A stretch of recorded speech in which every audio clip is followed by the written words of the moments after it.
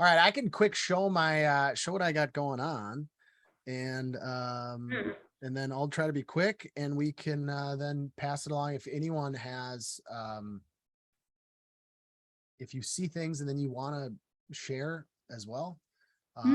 It's not a fixed list, so we can And we can add Joy to that list, I believe, right? Joy, you have something to potentially show today? Is that right, Joy? No. I can throw something up, but you can just put me at the end. Cool. So this is a site that we just launched. I just launched it like last week. It's a company intranet. So talk about my day job. We updated my like company website, which I think I had shown before, but this is the company website, insurance agency, blah, blah, blah. We've got 200 employees. And so I built a company intranet using Webflow, MemberStack, and almost all of this data is driven by Airtable. And I think that's the thing I'm like most excited about with this project, is that everything basically lives in Airtable, and I'll show you the Airtable base as well. But anyway, log in here quick. So this was MemberStack, use this for MemberStack. And as a company intranet, this is just like company updates. We've got an employee directory, company recognitions, donations. We've got a store, birthdays. So all of this stuff is driven by Airtable. We've got our own little like photo gallery where you can see like people can post photos of stuff that's happened recently in their lives, or if they've done a company event. So kind of I think a few things that I'm like point out. So we've got a store that's got like our swag, our company swag. This is all driven from Airtable, and this is the database that's being synced with Whalesync. So if someone wants to buy something, this is an Airtable form. And if I like choose an item, let's say I want like a gray t-shirt and I want like 15 of them. When I submit this order form, that goes into Airtable and it reduces the quantity of these shirts that are available. And then with Whalesync, everything is kept simultaneously up to date. And so when the next person who comes, if I ordered 15, there would only be 10. I don't know what I bought, but like there'd only be 240 shirts available instead of 255 shirts. So that's what I'm keeping in sync with Whalesync, which is kind of cool. Then we've got our employee directory, which is coming from a base that has all of our employee information. And if we like look at, let's look at like Taylor, I can copy his contact info. That's using the FinSuite copy paste, where you can like hit a button and then copy, save something to your clipboard. That was kind of cool. So we've got the directory, which I was kind of proud of. We've got all our company events. So before we never had company events, but now I'm pulling in an Airtable calendar of all of our company events. And so you can see what's going on in the company. And then what's actually kind of cool is if I view these event details, I'm now using the FinSuite add to calendar. So you can hit that button and then it'll download an ICS file. You can also do the Google and there's a Google ICS, and then there's one other that I can't think of right now. And yeah, we've got other things in here, but this is pretty much, this is it to kind of keep it quick. Oh, one other thing that I did was, so people have birthdays. Some of our pictures are off here, but the thing with this filter that was kind of a challenge is that in Webflow, if I put in someone's birthday, I can't say, show me upcoming birthdays for the next week because the year is set in the past. And so it doesn't think that it doesn't think a birthday is upcoming because the date is set in the past. So what I did was in Airtable, I wrote a little function that looks at someone's birthday and then figures out, like, strips the year and then figures out if the birthday is coming up in the next 4 days, or is 4 days in the future or 4 days in the past. And then it automatically flips a switch that says, yep, this is a current birthday. And then that is automatically kept up to date in Webflow. So anyway, that's what's going on. Oh, there's kind of a fun little menu I built. I don't know. It's not just your typical drop down. I had to do a lot of different stuff. Here's the base, the Airtable base. So I've got everything that's driving this all is posts or events. So I grouped everything together. It's a post or an event. Posts don't have start or end times. Events do, but otherwise we got photos, employee recognitions, updates, donations. We've got all these different types of posts, and that's what determines where it ends up on this page. So, and then we've got all of our employees data, which we've got all of our employees in here. And then I created custom button actions with scripts, with Airtable scripts that sync that can manually push all that new data to the website. So that's what I got. Question, and this may be heresy in this group, I don't know, but why Airtable versus a Firebase? And the reason I ask is I've been hearing more favorable things about Firebase versus Airtable with some explanation, but generally just sounds like opinion. But what's your opinion, and why did you choose Airtable? I used Airtable for a couple reasons. One, I've never used Firebase, and so I just am more comfortable with Airtable. Two, my understanding is that Firebase doesn't really have the nice front end UI. I could be wrong. I could very well be wrong. I don't know. I don't know Firebase all that well, but there are other people who need to interact with this data. It's not just me. So there's HR who comes in and adds new employees and needs to go through and do stuff. And so it was easier for me to create a base that they could, that other people could interact with. Okay. I wish we had Jeremy LaRue from No Code North here. He sometimes comes along, and I know he's a Firebase user and he uses Airtable, so he's really good with comparisons of that nature. Yeah. But he might be someone to reach out to if you had any specific questions, because he is the Firebase user who comes to mind, who's very personable and a regular. Okay. I will hand it off to the next person, and I'm gonna just go let my I dog out. have one small question. Go ahead. First off, rad, so rad. I have yet to ever see somebody do an intranet, but I've always had that thought. It's it seems like a great use case. Yeah. The scripting, I saw you had one that was your markdown to HTML. Oh yeah. And was literally just talking to somebody about this, because some recommendations elsewhere is use a make flow or a zap to do it. And I'm like, I don't want to do that. If I'm going to do scripting, I'm going to do it all. So I'm just curious, are you just doing it all with JavaScript in there, or no? It's using make. Oh, okay. It's using make. But here's what I'll say. When I first started, I was I was just like you. I was like, I don't want to go to make and do all this stuff. And Yeah. And I will say, setting up the little webhook, you set up a webhook so that you hit that webhook and you pass the Airtable ID for that record, and everything else happens in make, and it just happens. So it's nice. Nice. Okay. So yeah, it wasn't all in the scripting. It was make. So Sweet.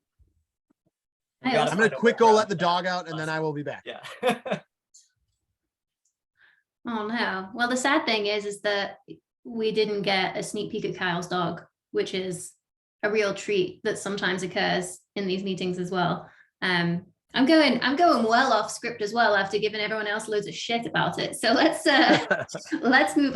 Do you want to maybe go next, Rakesh? Sure, I can go next.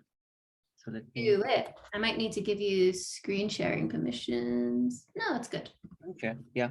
Can you guys see my screen? Yes. Yep. Okay. So the problem we're trying to solve is when people build Webflow websites, they and if they share it with their team or with their clients, there's no way for them to get feedback on the website. So often your team or your client will take screenshots, will share those screenshots with you for requesting changes. It could be like, let's say if I don't like the color of this text, I will take a screenshot or I will describe it in a lot of words, what needs to be changed. Or if I don't like this image, I'll again do that. So we designed a plugin for Webflow where you can collect this feedback and assign tasks directly on the live website. So all you need to do, like after you install our plugin, all you need to do is go to the URL of the website and add review equal to true. Then it inserts a toolbar in the bottom right, like this. And now you can select a piece, any text, and you can attach a comment. You can tag your teammate or like you want this to be changed, and you can add a test comment over there. So they'll get an email notification about this request. You could also attach comments to, let's say, images or any elements. Again, you can tag people and add your request here. So this works like Figma comments. So they can, I can ping you guys this link as well. So anyone can come here, whoever has this unique link, they'll be able to log in and they'll be able to reply to the comments. And you can see all historical comments on the page across this entire website, and you can manage your project. But you have to have a plugin on the site, or any site you can add that to the back end of the URL and this works. You must have a plugin. Yeah. You need to add this script. Okay. to the footer of every site. Cool. What's this built in? We just like custom made it. Cool. Is there a pricing plan kind of thing? Like I'm assuming you talk about being able to take team members, so I'm assuming you're able to have like somewhere you log in to build your team. Yes. Yeah, so this is right now in beta, it hasn't launched. So this is just to get like early sense of whether this is useful, whether anyone faces this problem or not. We are building that front-end portal where you can configure your team, you can manage comments across different websites together. So that is still work in progress. We are hoping to launch it like in 2 weeks. Right now, we just have this plugin. This probably works with more than just Webflow.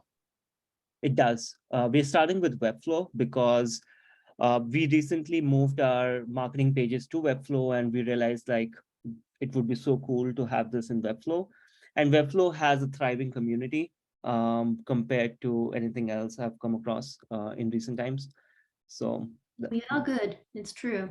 Well, I would maybe ask in terms of getting an idea of how this compares, because the only tool that sort of compares in my eyes would be markup. Now markup is something that Joy actually presented in a different meetup last year, and we actually now use it at Lenker. So me and Dustin regularly use markup for having comments built directly in the sites. And what you do in markup is in your account, you can dump the URL and then it pulls up the site according to that URL, and you can add comments in there. So I don't know whether either of you two would have any like I like the way you can kind of highlight things and work directly in there with the elements on the page, because that's not a markup feature. But is there anything else that springs to mind? Because you both use it more than me, probably. I mean, honestly, if this, I know it's in beta right now, holding out obviously to see some of the more team management aspects of it, but this seems like it would be a lot more useful than markup. Being able to do it on there. I mean, like you said, being able to send it to the client easily enough, or, not just anybody really. I could see that being really useful. Markup is great. I love markup. But there are steps to getting it set up in there. Not that there isn't here too, but it seems just different enough that it could be kind of cool to use, I think. Yeah, but what we saw with markup and pastel is that it's another thing that your clients have to learn, or you have to learn and set it up. So here it's just install the 2-line code on the website and forget about it.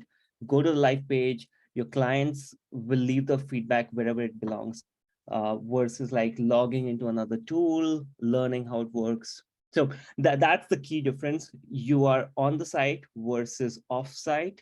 And there are other like little things that we are adding, like internal mode, external mode. So you can have an internal mode where you and your team can have comments that the clients cannot see. And you can have an external mode where the clients and maybe the main project manager can share comments. So on the same page. Does it signify anything like screen size, breakpoints, stuff like that? So like, they're looking at it on a tiny laptop and they're like, this is out of whack. And you look at it and it looks fine. Yeah, we capture the information about screen size, but not breakpoints. We just tell you whether this was viewed on a like what size of screen, like tablet, laptop, or mobile. Sure. Cool. And I think on that point too, if you're looking to enhance stuff, like markup will do that, but you have to have a Chrome extension added where it'll automatically grab a screenshot of what you just commented. And that's really annoying because you don't want to have to your point, you don't have to ask all of the contributors to download a Chrome extension. So yeah, I mean, that would be something rad if it automatically did a screenshot like with every comment. I think another thing in this space I have yet to see, I'm surprised, honestly, like markup and them haven't done it unless I'm just not aware, is integrations, like especially starting in the Webflow or the no-code space, it's like integrations is like what the foundation of it. And so an example is like, can I send all comments to Slack or something like that? Like working on some ability to have these things go somewhere else or create subtasks in Asana or, something like that so that they're like a bit more useful than like stuck on the site or your database or whatever. Emails, just notifications. Yeah. I would also say the way that we sort of use these things right now, because I'm a project manager, the thing that comes to my mind would be how does the back end function so that there is a clear record of like comments that were made on this day, and then, like a new session with a new set of comments, and how could you sort of organize that information on the back end? That would be probably my primary concern, just as a overseer of the process in general, and having timestamps, that type of thing. Yeah. We are, I don't know if I have more time, but I could maybe offline share the early version, like the wireframes of the backend thing that you're talking about, where as a project manager, you can have a bird's eye view of which project has what number of comments, when was it last updated, and then you can go in and reassign tasks to other folks. So it's like these comments get converted into some kind of tasks in the backend that the project manager can manage. But still, like, it's super early. We haven't figured out how that works. And the other thing about integrations, that's a great point. We'll need to think more about the integrations bit. Oh, maybe you could just throw a webhook. I mean, a lot of us could just, if all we had was a webhook, we could figure out what to do with it after that through Make or another integration, right? I mean, you don't have to solve all the integrations natively. You could just throw a webhook whenever somebody makes a comment. Oh, we do support webhooks actually. So I didn't like this community was deep into webhooks, but we do have webhook support.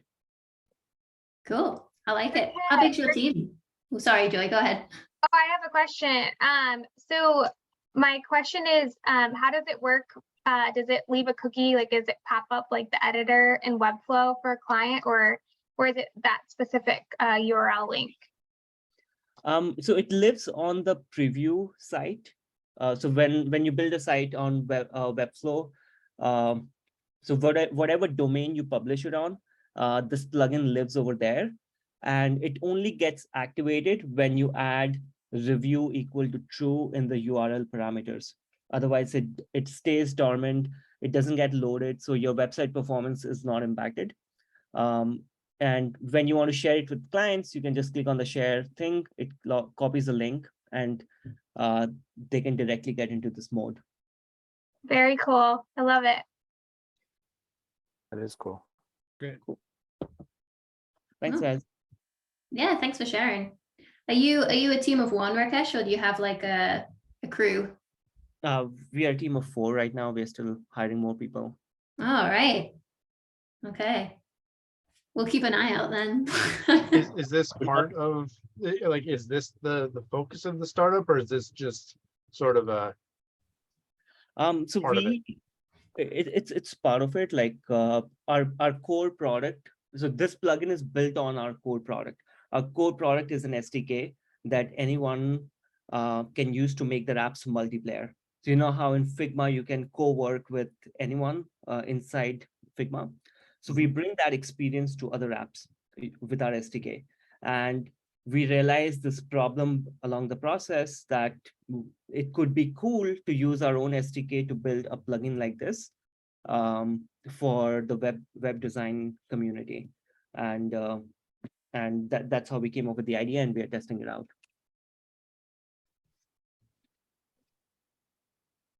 All right, super cool. Mohammed, you're up. Okay, guys, so this is a fun project which I built with Webflow, and there it is. So it's like full of animations, and it's just telling the history of the design in Portuguese. So the client were from Brazil. So this is what I built. So it's called hover animations. Then this is made with the library with an IMJS. So it can. So after that, when you refresh, it's got the detail 1-by-1 letter animation. Then when you scroll down, so here you can see some mask animation. So you can find some elements there with forward. And so as you go down, there is a little train passing by. So, and then we have a change of colors with section. So it is right now the light color, and when you pass down a little, it will change to some color related to that specific section, and it is happening in the whole site as you go down. It's beautiful. So here you can see this one is replacing the one. This is some history about the design, like it's from 1890. I really don't know what this is. So now here we will again have this map. So we use the same idea here, because showing the map without any direct things, so it was not looking like interactive. So that's why we add animation here, so we can find some locations there. And then there is a color scheme. This one is another animation, and this is a CMS. And these cards are connected to CMS because it is easier to do this in that way. And when we go down, some other stuff related to design.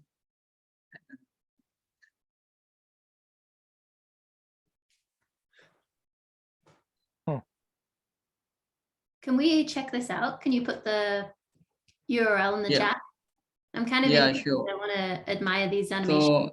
So this is totally built in Webflow, like with the scroll animation. Yeah, that's it. I think it's one of the The illustrations are really beautiful. Whoever made those. yeah, that designer was really awesome. So this is the whole site, and the best thing I love about it, the design of this website and the animation we put it there, and yeah. So I will share it. It also featured in Webflow blog, which I know about recently. I didn't know that. It was. Yeah. So I didn't know that. So Muhammad here told me about this. So then I find out, and yeah, it's a little work in progress. But when I found out that it is featured in Webflow blog, then I decided to make a mobile version of it by myself, because the client was not willing to have a mobile version for some reason. So now I'm working on the mobiles version, but it is good for desktop and tablet. I can share the link here for you all, so you can see on desktop. Yeah. Is this, love do you work with this Brazilian company a lot, or is it a one-off project? Yeah, she was a designer. Like right now, she's working as a product designer in some company in, I think, Norway. So yeah, so at that time she was in Brazil, and she was doing this project. So I got this. So what did you get given for this project? Was it like just a Word document with the copy and a file? I just got the Figma file. I just got the Figma design for the desktop Okay. only, and then I got access to the Figma editor to change some things according to my needs. That's it. All right. Can we look at your Webflow Designer? Yeah, you can see here. I'm curious to see the interaction panel on this. Like, is it? Okay, so when I started, because I've never done a long where everything is interactions, and I assume you're doing each section has its own interaction. Like when this section comes in, then do this stuff, and so you kind of create the animations for the interactions for each section. But I'm just curious. Yeah, so when I started building, there was I just didn't know much about the client first and all that stuff. So I did it with my own way, and I created some sections, and I used some classes which make sense when I am using them. So for that particular interaction with the section is changing color. No, it is not built like that, because we have several problems when we create some interaction, like when section comes scroll into view. So it's better to create it while scrolling in view and with the web page, and that is a lot easier and much better. That was great. That was amazing. Thanks. Yeah. Congrats on being a Webflow celebrity. I think in terms, Joy, do you have anything? Sure, I So- can share a couple things. Please do. And then, yeah, sorry, go ahead. One thing about markup, I don't know if anyone noticed, but they just switched over to the paid version. I don't know if anyone ran into that. So I've used it for a couple, or at least over a year for free. But this is the first year I had to pay for it, which I'm not mad about because I've used it so much. So it's about a little under 600 a year for basically unlimited access, I guess, if anyone was curious. Is that the basic access, or is it pro? So you get one workspace, but with that, you can have as many markups as you want, and I think it's almost unlimited storage. And then there's folders, so you can add clients to different projects. So before I was using a workspace for each one, but they'd charge you for each workspace. So yeah, but I think it's worth it too. But I like that plugin idea. I think that's really great. I do a lot with creatives, a lot of designers and realtors kind of in that space. So I was just going to show a couple quick projects that I'm working on. One is a interior design association. So they represent a couple states and they're an organization. So what's fun about this project is working with a committee or a board group of people. So there's a lot of different feedback. So essentially they have a existing site and then it's a Squarespace site. So there was quite a bit of limitations in the styling and the features, that kind of thing. Everything's very stagnant. Upload a picture because that's the only way they could really get the design across. So they're very happy to have Webflow where they can use it all and see everything move and interact. And then, of course, the CMS features. We're using CMS on pretty much everything that I can think of. So they have a lot of like sponsors, things like that, spotlights for members. We use a lot of integrations, like this goes directly to MailChimp for email signups, that kind of thing. Show you a couple other pages. Here's another CMS item. So they have a board turnover every year. So instead of having to track that each year, they just update that member and then it updates on whatever corresponding page. So little stuff like that makes a big difference for the customer. And it's pretty easy to do in Webflow. Was that member page built off of, was that all? I mean, I assume that something at the top was CMS, but was this all driven by CMS? Just the little tag here for the person.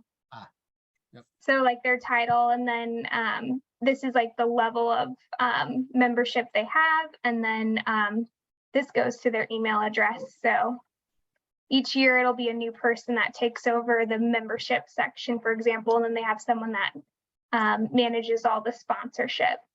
So with regard to integrating with MailChimp, did you recommend using MailChimp, or was that one of those things where they said we use MailChimp and you accommodated for it as the developer?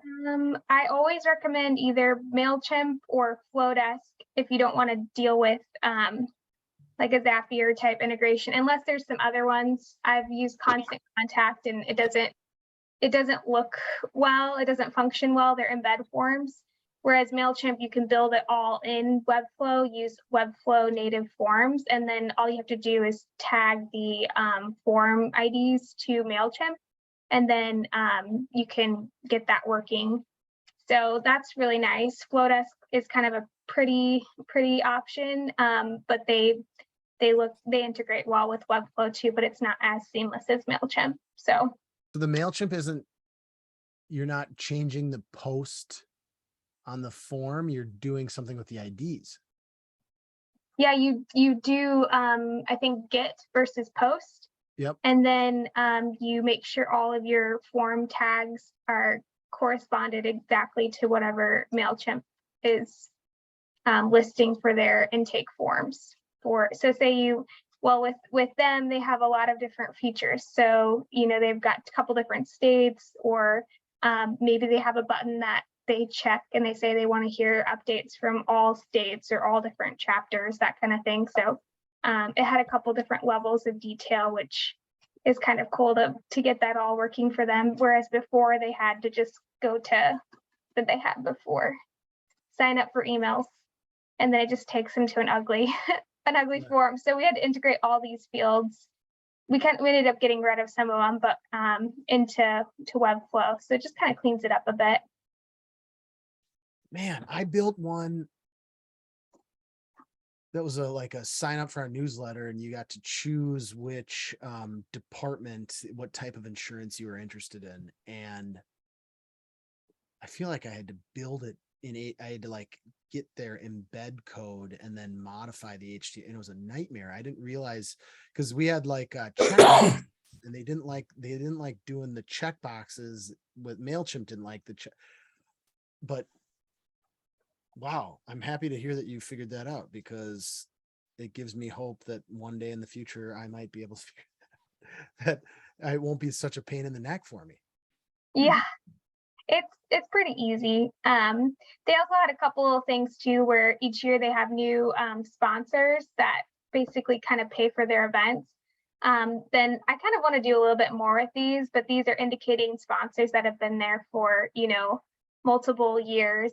So it's all in the CMS where they just click a box and they select which one. So when they upload their new sponsors for the year, they can say, oh, they've been a sponsor for 10 years, and then the tag will appear. It's little things, but it makes a really big difference to them as a customer. And then that's the events page. And then I was just going to show you super quick. I don't know if anyone's done anything with realtors, but this was my first real estate agent. And so I was trying to figure out the whole MLS listing, which if you get into the, you probably know, Rachel, it's kind of a pain in the butt. I ended up going the Realtor Candy and IDX Broker route. So this is what it looks like if anyone's curious. And I think it was worth it. You pay $70, I think, to get Realty Candy to kind of help you connect everything. And then you pass on the IDX broker fees to your realtor, and they handle that subscription. And then they basically set up all these embed links for your website, and then everything's active based on whatever credentials they need for the real estate agent. But it looks pretty seamless, I think. That's great. Yeah. So those are embed, like JavaScript embeds and stuff like that? Yeah, they're just very simple, basic, drop in the code from Realty Candy. And then there's a back end to the IDX broker where you add in the, the branding colors and fonts. So you just sync those up. I think I ended up doing 1 or 2 Zoom calls with Realty Candy just because it was my first one. So I wanted to make sure we got it right. But yeah, it was. So are you simple. building those little cards there for each property? No, it's all in IDX Broker. So there's no CMS. Because if you look at like the templates, for example, in Webflow, they have a bunch of realtor templates. Yeah. And that was something where I thought, well, if you really want, we can build, I can build a CMS for you, but you're going to have to reach out to me every time you get a new listing, and it's going to take time, whereas you kind of want to have it integrated. These are the IDX pages, and they look really good. And then we just slap the header and footer on the top. So this page is all an embed as well. So the page itself is, it's an IDX broker, and then it lives within the Webflow site with just the header and footer kind of sandwiched between the code. So this one with this particular service, it actually brings you off of your Webflow site into their website as a subdomain. I think, Rachel, we looked at IDX Broker. It's all coming back to me. It's all coming back to me. And a downside or an upside, I guess. Yeah. That was a deal breaker for the one. We couldn't use IDX Broker because they did not want to leave the site. But there were so many other ones we couldn't use as well because most of their solutions were iframes. And I mean, first off, iframes are a nightmare, but second off, none of that content gets indexed. So you have 0 search engine weight with any of their listings. So, the solution to that was one that had a JavaScript where it actually would put the content into the page so that it was able to be, indexed and everything as well.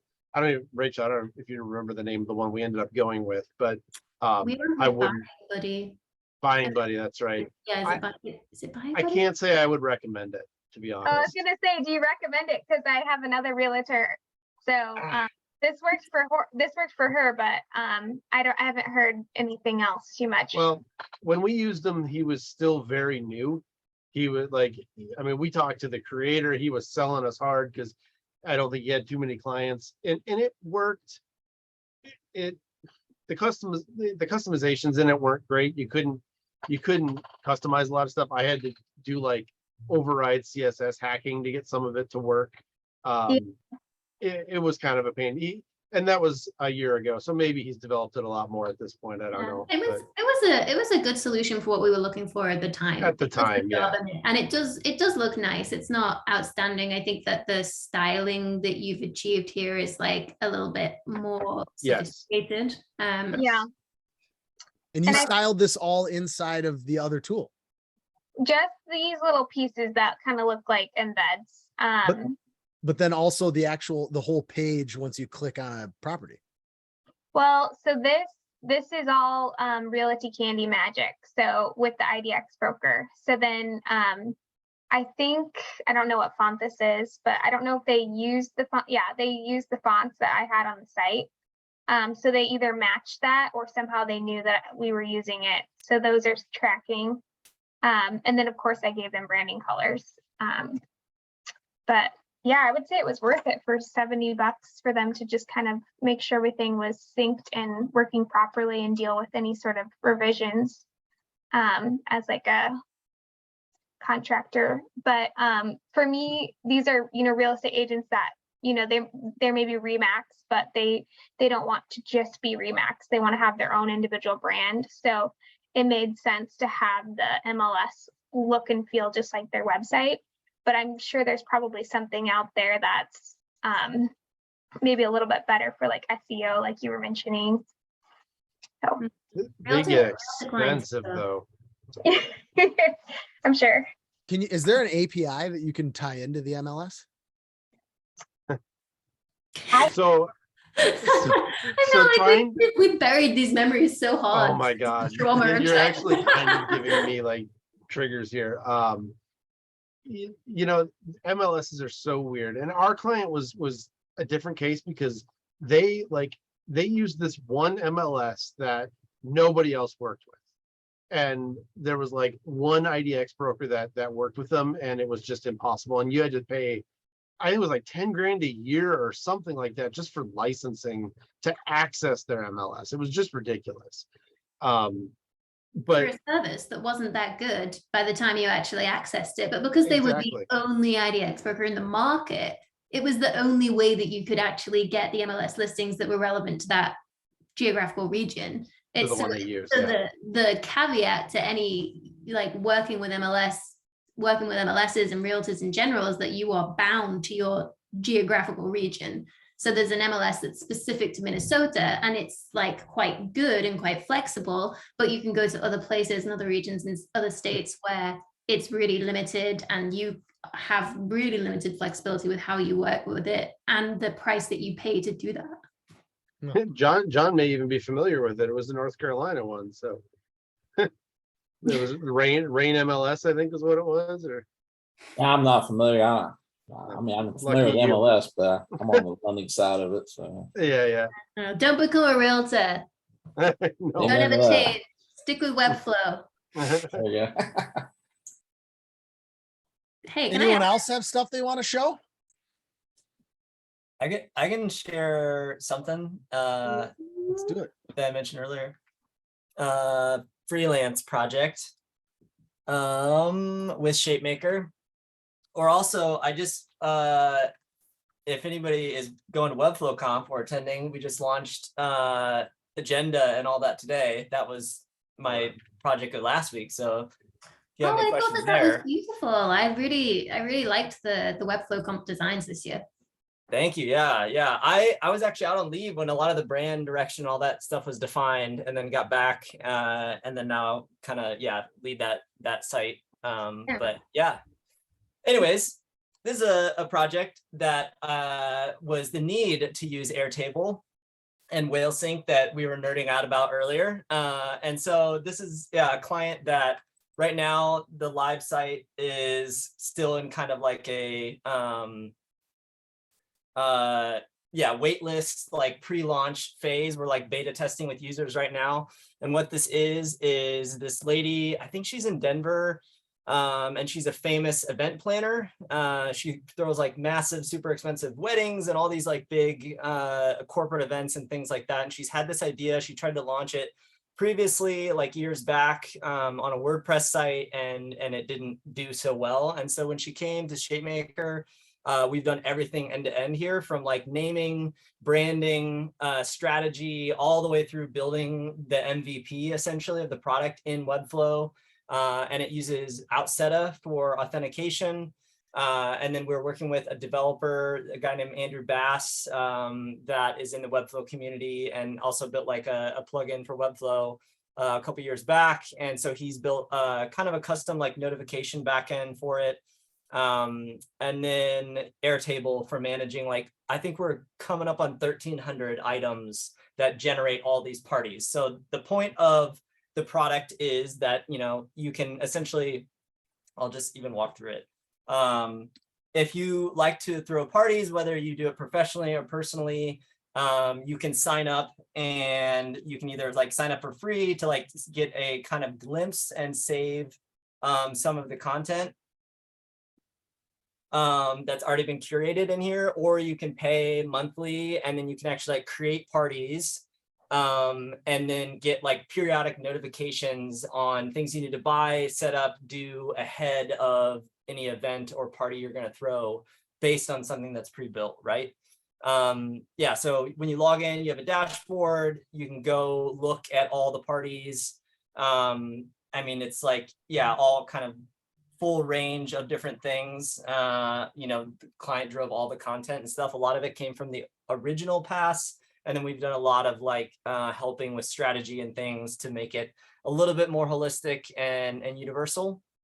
Click into one of those.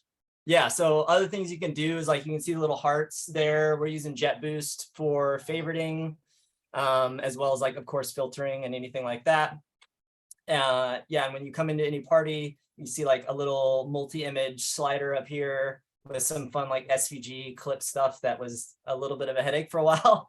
But then, yeah, scrolling through a party, you can see a few different levels of like it, right? So the scene is, these are, right now, they're like a collage of photos, which honestly, like, I advise this is the route we should stick with in like going forward. But they're working with a 3D artist to do like full 3D rendered scenes of like what kind of a room would look like that would be thrown for this party.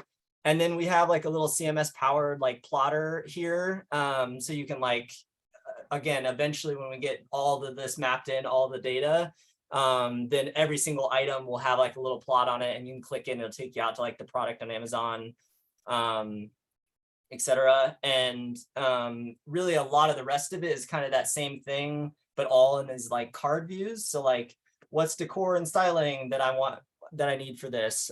These like actually open up in this little drawer where you get additional items. Tips and tricks are all like articles and things like that mostly link out. The end goals, like these will all be blog posts, or as much blog posts as they can, so that just like there's a ton of SEO value and like that churn. And then details is like food, beverage, yeah, like you can see all the tabs, fun and games, and so on. And then down here, the timeline, this is like equivalent to, not equivalent, like this is the outline of all the notifications you would get, as well as like kind of what to do at each one of those phases. So 30 days before, you know, all the way through to like the party start, what should I be doing? And so, yeah, if I go back to like a party that I've created, or I can show you the workflow. So I want to set up this party. We'll do, you know, Moen, family, Christmas, I don't know.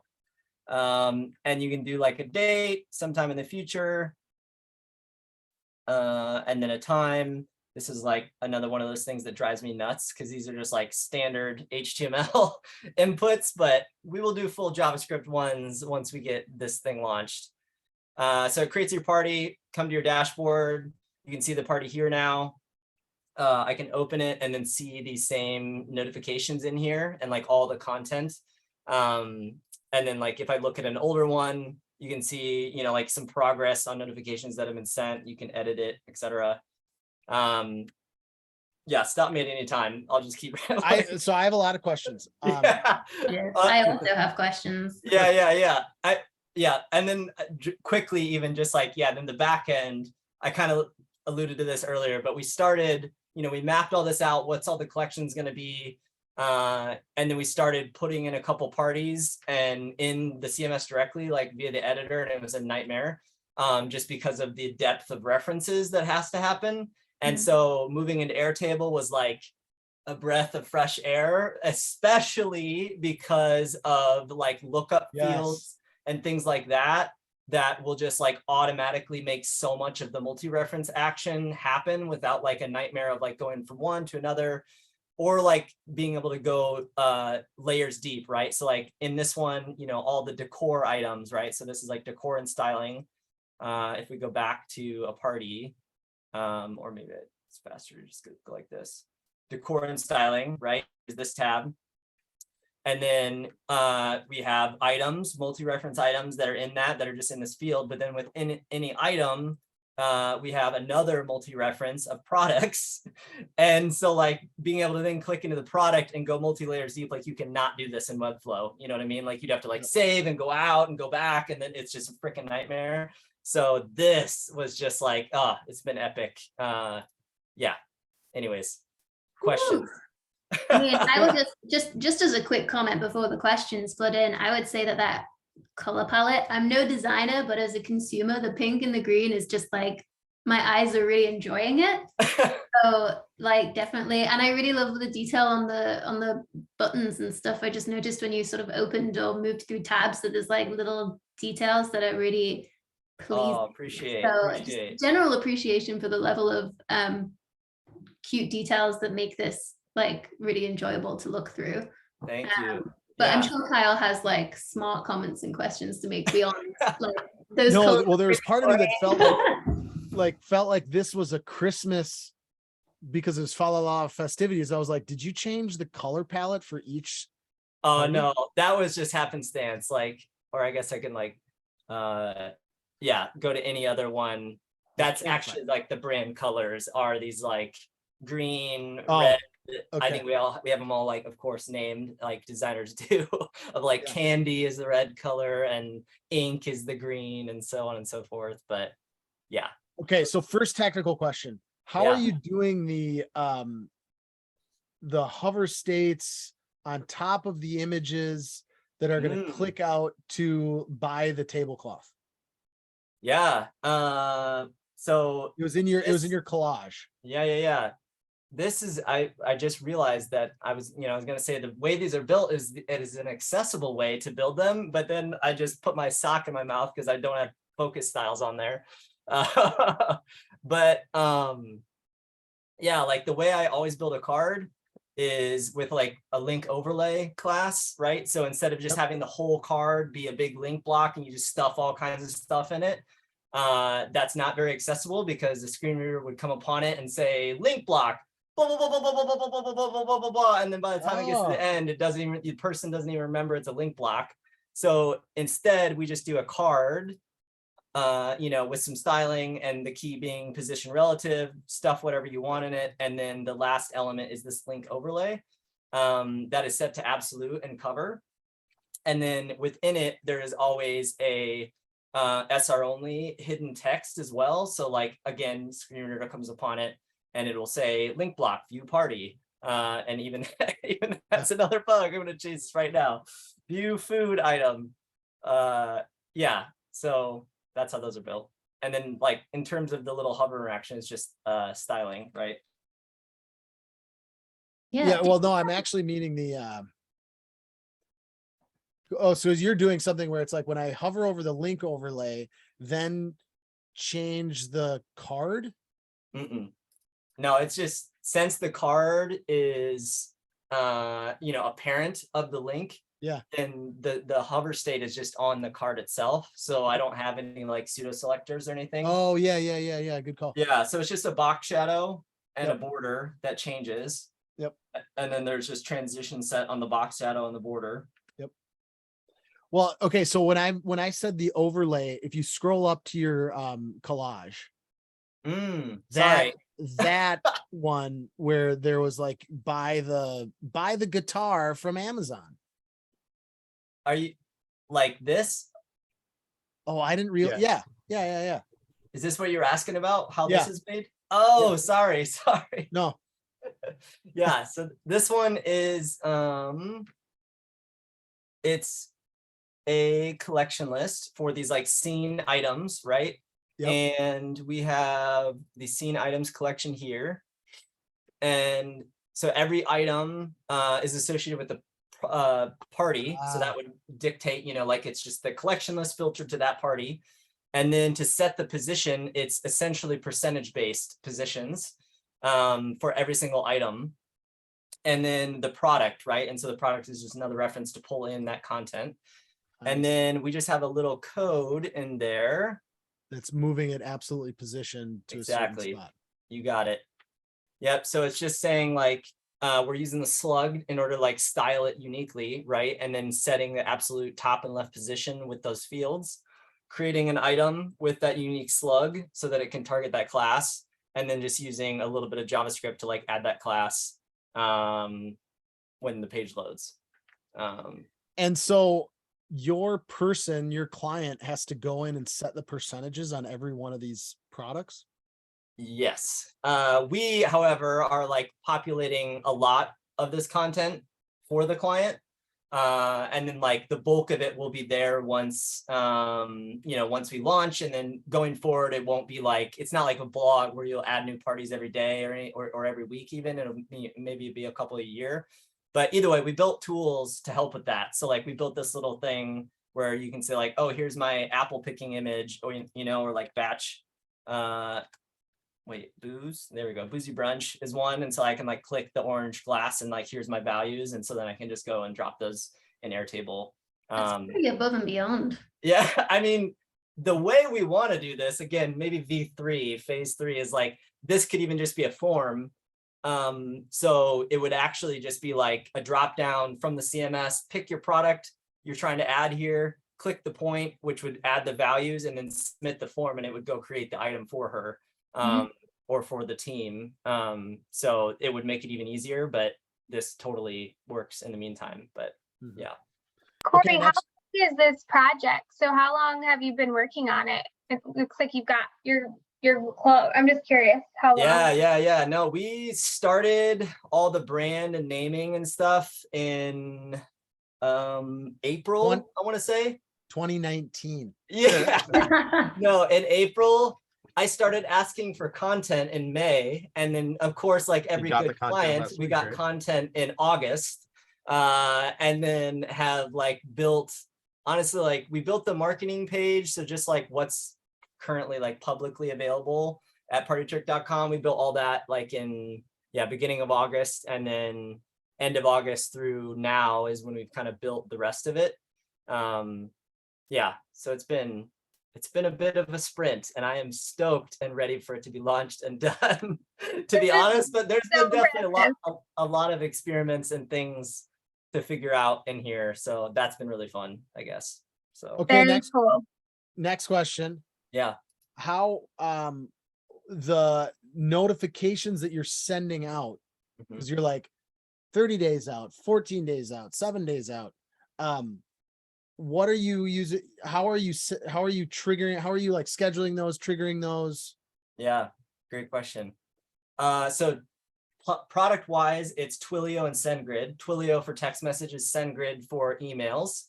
I think they're both owned by Twilio or the same company. So there was some consistency there. And then what happens if we want to get, hold on, see some really, oh wait, no, are we pulling all this stuff in now? That's right, we're pulling all this in. One even like, not to get nerdy on code front stuff, but one thing that's been huge, as you've seen, there's reference items upon reference items upon reference items. Yeah. And nested collections are like unusable. Let's be honest. Webflow has totally failed us on nested collections. So jQuery load is a method that's been like literally fundamental. If this didn't exist, or we were trying to do this manually with like JavaScript fetch or something, like it would have made this all so much harder. And so, yeah, for things like this form, we go and get all the notification data that is stashed in these timeline types. So every party is associated with a timeline type, which is another collection. Sorry, I'm kind of jumping around a lot, right? So here's all of our timeline types. Like this is, at least for launch, all the max amount. And then within each one, we have a big multi-reference item of notifications. So like here is all the data associated with every single thing, text, email, or just content of to-dos that happens for this timeline, right? And so then if you go into a notification item, this is where we have all this outline that when that page loads, before you submit the like create party form, it pulls in all that data and it's hidden. And then we're like grabbing that with JavaScript and then taking all of that to the backend database where that's what's running all of like Twilio and all that stuff. So it's like, I think it's every morning, it just goes and checks if there's anything that needs to go out based on the logic and then sends those things. But And all those are stored in some database somewhere else. right here. Yeah. So like all of this, and actually, I think Andrew, we were just messaging this morning about this, that like what I was explaining there, like all of this content, sorry. Yeah, I was even gonna show that is like on this timeline types page, we have some like hidden collections here. So I think it's this notifications one. If I show this, you can see, here's the outline. So the red text is every notification item and all the data points associated with it, right? So like 7 days before is the name, but the timing integer is 7 days before. And then is it doing text and email or just text or just email, subject, all that data. So Andrew is storing all this externally right now, and that's what actually like gets used in the text and email. But I think we're going to shift to every morning instead. It will just always look at this page. That way, like if the client decides they want to change copy here, there isn't, it's live. Like whatever gets sent that day will be up to date versus like if it's all held separately, then we would have a mess on our hands of trying to like go find where to fix. So hopefully that kind of makes sense. No, that makes sense. Is this some of what Webflow Logic is going to help with? I mean, maybe not to this extent, but Yeah. send out emails. And so like I do not like Wix, for example, but they have like built-in tools where you can send out emails. So I see why some clients use that because of the built-in features. I mean, it's very limited, but Yeah. if you power that, like have that harnessed with Webflow, that would be great. I mean, my unofficial opinion would be that we're probably a little ways out from running this level of logic natively. That's my personal opinion, we'll say. Like right now, like I think Logic Beta is open, so you can technically get access and do that. But a lot of what it does well now is like, simple go like submit a form and create a CMS item, or submit a form and send that data with some logic, some if-else logic, send it to either like Salesforce or MailChimp or both, that kind of thing. Versus like, this is a bit more of like cyclical logic, I guess. Yeah. But honestly, like I do genuinely believe there will be a day where you can do all of this kind of stuff natively, obviously including authentication when memberships is out and more capable. Yeah. When's that going to be? I don't know. It's out. Like, go check it out. I don't know. Like, I think the biggest thing I'm bummed about with memberships right now is like custom fields. Like, you can only have text fields, I think, or maybe link to, and like, so there's no way to relate yet. There's no way to relate users to collection items, right? So even for this use case of this site, like if somebody goes and submits that form, or submits to create a new party, then in a future logic and memberships world, then I would go create a collection item of like, created parties and reference it to that user so that when they came to their user page like this, I could see that created party. But because that's not possible, like all of these are shown through Outseta, where we're storing like the metadata essentially of the user's activity to their profile in Outseta. So why didn't you use Wise? Because we have Andrew. Why? Okay. Like I think I honestly, like, it just even gives me the chills or the heebie-jeebies talking about all the services that I was just naming off. Cause like the more products you have to use, the more you are at the mercy of those products failing or having changes or whatever. So like, that's again where I get excited about a future Webflow that we can do more natively, because it just reduces the amount of products that can have some freaking outage, you know? So no, and like candidly, I just like, I only know whys that at the surface. And like, I know you can definitely do some logic, but like it's all front end as well. I do know, like, so there's no like back end function logic stuff. But you could probably use, like, you got it. It Nano. basically connects your Airtable to your. Yeah. So I mean, it could be done. Like even one of the early kind of concepts we had was using Airtable. I might even still have it saved. I don't remember if I deleted it or not. Was using Airtable to run all this logic. No, I deleted it. I think I was like hitting my limit. Is that like, yeah, Airtable would, you know, you'd submit the Webflow form, create the items in Airtable, and then have all that notification data of like how many days and all that, and then use Airtable formulas and automations to like go ahead and populate when all the emails and texts would go out, and then use either automations again or scripting to then actually like fire those off every single day. But it just, that's where my brain goes. Yeah. Like if we didn't have Andrew, candidly, like that's, if it was just me, little old me trying to figure this out, that's probably what I would have tried to have done. The only thing that makes me a little more nervous is like, at the fat chance that this does take off, like if somehow, you know, like thousands of people start using it, like, are we going to just like destroy our Airtable database real fast in terms of like, if we have hundreds of thousands of items being populated really fast, I'm not sure what the repercussions would be with cost and scale of that, but I don't know. Whereas, And like, right now it's in Outseta. no, I mean, all the notification data is in an external database like that Andrew just set up. I think it's like a Lambda database or something like that. So there's, you know, far less restrictions on limits of data items or anything like that. Outseta, the only saved thing is just like what parties you've created, which is like not a ton of data.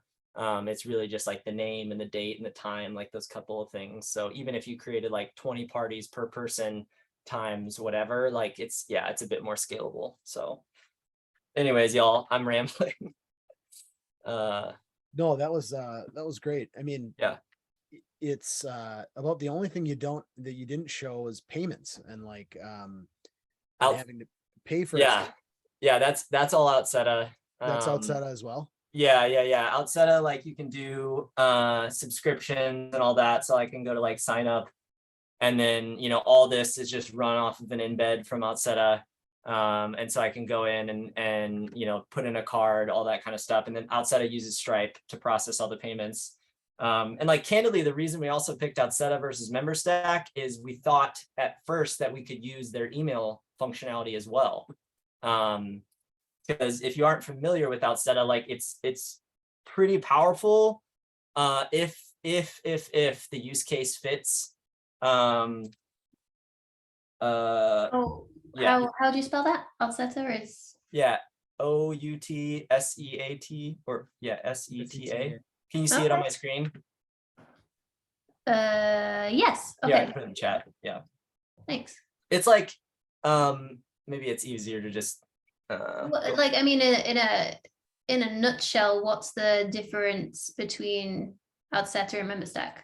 Yeah, like I would even just these things right here, like MemberStack is just authentication. Outseta is more meant, like the founder, I think, had put it like, this is more meant for people that want to start other SaaS products and have a little bit easier ramp up for like MVP.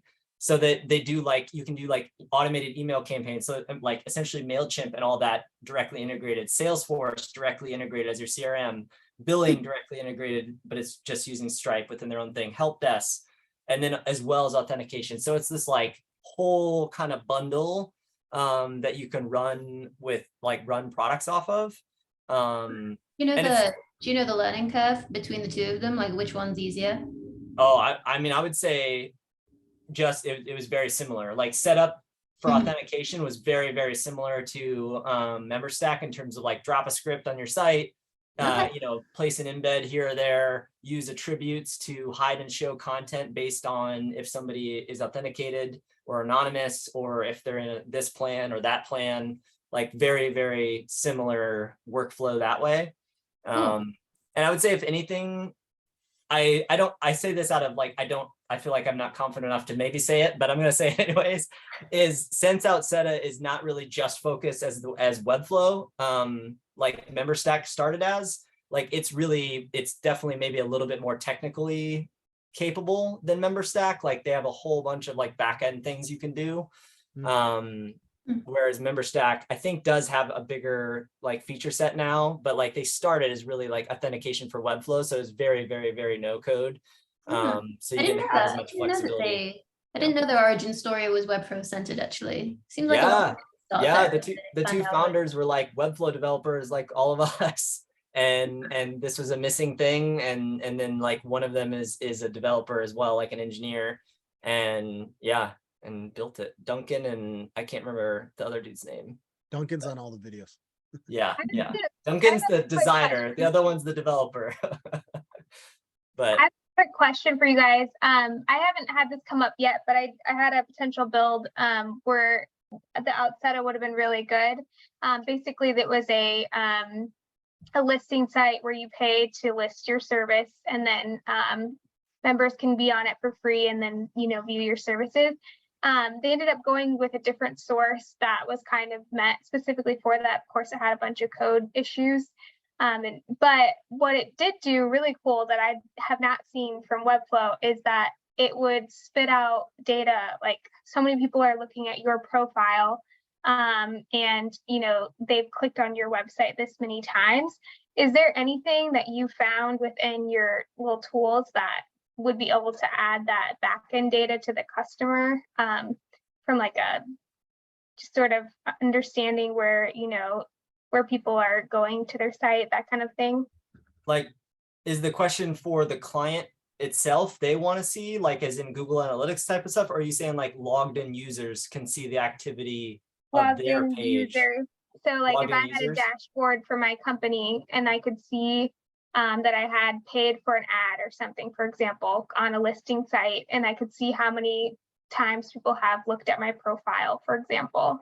They had that as part of this website that they were using, but I was wondering if Webflow could do something similar. I don't know. It feels like you would need to have some sort of an analytics tool. Like I know that Google Analytics can integrate with Zapier, for example, and I'm assuming that Outseta, Webflow, Airtable, wherever you're storing your data and your users, can sync with Zapier. And so you'd have to, it feels like you'd have to figure out a way to say, okay, this page has this many views and this page belongs to this user. And so then you'd somehow get that data back. That's where my mind goes, but yeah, I could be wrong. Maybe there's a tool that would allow you to do that. Yeah, because they want to switch it at some point, and I'm like, okay, I can do this and this with Webflow, and then that came up, and I'm like, I'm not sure how to do that with Webflow, and the tools out there. Yeah, at least I haven't seen it yet, so maybe if anyone sees it in the future. Yeah, I mean, I guess one thing that comes to mind is if it was pretty basic metrics. I know I've seen videos out there, like Aaron Kronbelt did one a long time ago on using Google Analytics and Zapier, and then like stack ranking most active blog posts automatically. So like, I think it was like every week or something it would run. And then let me see if I can find it. Aaron, he does the craziest stuff. Anyways, and so where I was going with that though is like, it would store that activity in a field in the CMS. Yeah. So if it was something like number of users or number of number of unique visits per page, then like in theory you should be able to, as long as you know like the unique URL, of each user's page, you should be able to go to Google Analytics and then query for that specific page, and then get that data and then update it in the CMS. So then when like the user goes to their user page in Webflow, then you just have that metric, and like you could put it on a little bar chart or something if you wanted to. But honestly, like this is even one of those things that I think a similar kind of use case I've run into is landing page systems. Like you can build landing page builders kind of in Webflow with the CMS, which is really nice because they stay on brand and all that. But then we have clients that use like unbounce and products that are specifically for that. And they don't want to have two tabs, right? They want to have like, they want to have all the analytics and all the pages in one spot, like unbounce. And it's like, I mean, like, can't you just have analytics open with that page's URL as well as like the page? But the point being, like, I think I've seen multiple needs for like, can I just have like a hidden page on my site that has like a very clean, simple view of analytics based on page and stuff like that? I don't know. So Maybe I something had a little plug in one conversation day. the other day with a guy, slightly switching topics here, and we came back to what you're talking about, but he worked, what did he do? He had a company that did something, and then he got hired by a competitor to Rover, the company that walks dogs, right? And where you can be like you can Uber for dog walkers, basically, right? And he's like, yeah, when we were there, when I started, I was basically tasked with, improving our SEO. I got us from, I don't even know, 5,000 page views a month to 3 million page views a month. And I was like, and this was in my insurance job because we're talking about insurance. And I was like, wait, hold on. What did you do? Like, was it just content driven? Was it like, what did you do? And he said, I hired 300 content writers. And he literally he hired 300 writers, and they just wrote, he's like, I inundated every keyword. If there was, you could have talked about like biodegradable poop bags that are best in the snow. And he's like, I would have ranked for them. I hired 300 writers, and that's how I did it. It was like, okay, that's almost like disappointingly simple. I don't like, it's like I threw money and I hired everyone I possibly could to get everything I possibly could, and then I won. Yeah. And like good for him to like follow through and do it. And he got him to, and I'm sure he made a bunch of money and all the stuff. The reason I thought of that was you were like, yeah, you can do automated landing page builders, and I'm thinking of like, you take all the keywords and you build out this spreadsheet, you load it up, and then basically your landing page is a CMS page, a template page. And now you've got 5,000 landing pages, so that's what I was like, or you hire 300 people. Isn't it like ironic that I've heard this as similar kind of stuff with like SEO, especially in the web design space? There's so much like, this tool is no good for SEO, or this one's no, it's like so much of it is at the end of the day just good with an asterisk, but like regular quantities of content, right? Just like lots of stuff. Yeah, like I was even talking to our SEO person at Webflow, and one of our biggest sources of traffic is the showcase, or Made in Webflow as it's called now, because we have this like logic on the back end that builds landing pages automatically based on like the highest amount of traffic. And then like if you add something in the showcase, you add like tags and those things, like it will automatically create those pages from that. So it literally is like AI that just generates the pages. So we rank really high on like, if you Google like 3D website or something, I think he was saying we're like number 3 and some of that, and that's all from that showcase. He was saying like SEO game is whoever can do it like quantity wise in an automated way is it. Like you'll never, not never, but in this day and age with so much automation, like he was like, it's so hard to manually just write your way to the top, but maybe with an army of writers to that point, I was very fascinated by the conversation, but yeah. Is that inside information? Just to double check, because it's going on YouTube. I mean, I'm assuming it's not, but Like, just in case this is a behind the scenes secret, I thought. No, I mean, like, I don't think it's really that, like, you could go to the showcase and find one of those collection pages, and it's not like, obviously we're generating those programmatically in the same way that Kyle was just talking about, right? Like, yeah, where you we've have a had people talk database. about that before. Yeah, It's yeah, like, it's okay. cool. Yeah, You might want to Yeah. do though is just take out the part where Corey's shitting on memberships. Like, that part Yeah, out. maybe just cut this like 30 minutes ago. But yeah. So good. We still want Corey to be employed, you know. Right. Our goal here isn't to. Yeah. So good. I'm gonna Oh, out, guys. Thank you so much. Everything great was to so see you, Jay. awesome. Great Bye. to see you. Thanks for coming. Hey, Joy. I Mm. probably should take off as well, y'all. Thank you so much, Yeah. guys. Good to Really, hang. Can I bring up if whoever needs to go for it? I have two. Actually, I've do got you an know idea. what, Kyle? I'm going to cut in just while we still have most people on the call. We usually do a disclaimer, and this is probably best for you at this point, John, as a newcomer. These are recorded, and we do put them on YouTube. So if there is any issue Oh, with wow. that from your perspective, I'm happy to go in and edit or cut anything. But just so you know, this is something that we publish under the Webflow Minneapolis channel. So it will be in YouTube in the next couple of days. Again, let me know if they have any issues with that. But that's how we get the word out about how great we are as a We online. generally don't do the like we'll add after the we add after the intros, and we start when the discussion starts. And then if you want if you want to, since we didn't give a disclaimer, if you want like a black box over your name over your video or something, we can do that. Totally. Okay. Sure. Yeah, so you don't start until after the Intros. intros. Yeah. You can black box me. I'm not a.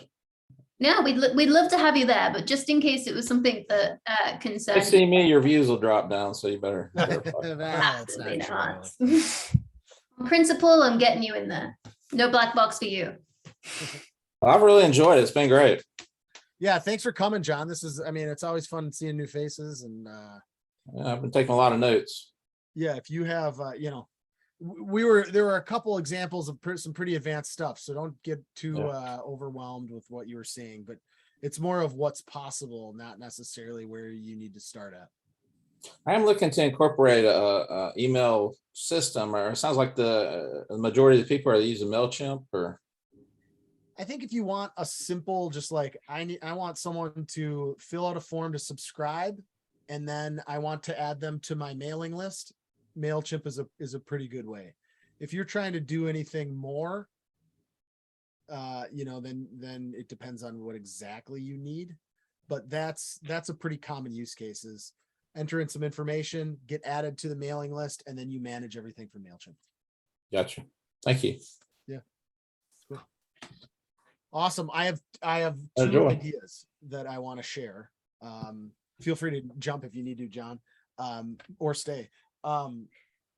So why doesn't Webflow, and if they aren't planning on it, I'm thinking I might build it, and I don't know how to build it. So I'm thinking of finding someone named Dustin or someone else to build my my plugin for me. Why don't they let you Rakesh back. build a custom sitemap? Why can't I just go to a page and say, hide this from Google? I don't want Agreed. this. I don't want this on Google, because there's so many times when like, I don't want to put something behind behind authentication. I want this to be a public page because I'm making a page that is going to be viewable by my clients and their employees. I don't want to, it's not like it's not confidential information. It's just like, this is just for my clients. It's not pertinent to anyone else, but I don't want to password protect it. I don't want to put it behind authentication. I just don't want anyone finding this if they Google it. And right now, the only way that you can do that is like changing your robots text file in the header, but even that's kind of like hit or miss, and it's sometimes those things still end up on your sitemap. And so I'd love the ability that in my page settings, I can click a box that says remove from sitemap. That's a rad idea. I mean, And it seems so simple too. it does. Like, candidly, if we need to hide something from Google, we just use like a meta no Right. index tag. And that seemed to be pretty reliable, but to that point, I mean, it might still be, or it would still be in the sitemap.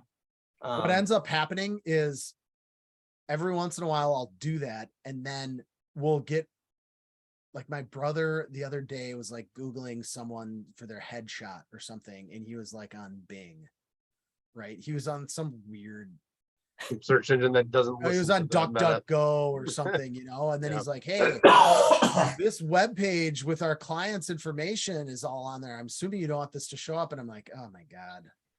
So I just want an easy way to take that off the sitemap. Yeah. So I could see that from like I could see a Fins, you know, just like FinSuite has their extension. You got a little box on the side there. You click it, it shows every page on your website. It shows your site, it shows your folder structure. Yeah. And you could just You just click it. easily, everything's ticked, Uncheck it. and you just uncheck the ones you don't want. Makes a ton of sense. I mean, like you said, maybe build it. Well, I just mean, don't, like, I don't have the technical capabilities. Yeah. There There is, Webflow is already generating that list. So like to just open it up to let you ungenerate some of, you know, or stop some of them from being included in that generation. Mhm, Yep. totally. So I think what needs to happen is you need to, the plugin would have to, I assume the API would let me get a list of all the pages. Mhm. And then the plugin visualizes all the pages with a checkbox. They're all checked, and it just records any that are unchecked. And then offsite somewhere, it's taking that list, it's building the XML file that is the sitemap. Any that are not checked, it removes from the sitemap. And that plugin would also inject something so that in the head of the site, there's like the custom sitemap meta tag Mhm. that gets injected into the top. And so you'd have to store the sitemap in an external server. You'd probably have to turn off the automatically generate sitemaps tick Yeah. box in And then Webflow. fill in the custom URL, Mhm.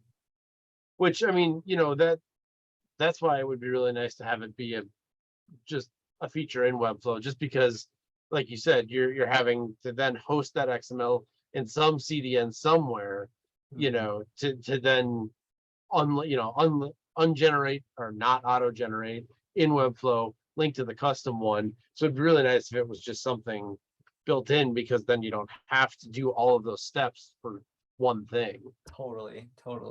Or FinSuite, if you're watching, which I bet you're not, you can yes, I add this will. to your FinSuite extension into your handies. Maybe. I mean, they have like the bulk 301 import is another one of those things that's like, so it's such a simple premise.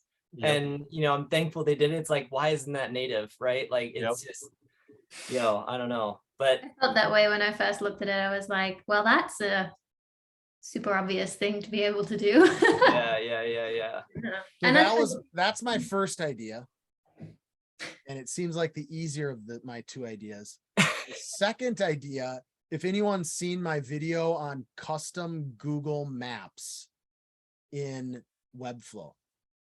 So you have to like go and you can use snazzy maps and you can style them however you want. You can do literally make it a custom map, and then you copy that JSON and you know, basically building a tool around that, because right now, if you use the maps functionality in Webflow, you get like the satellite view, the street view, it's or terrible. the, Yeah. you know,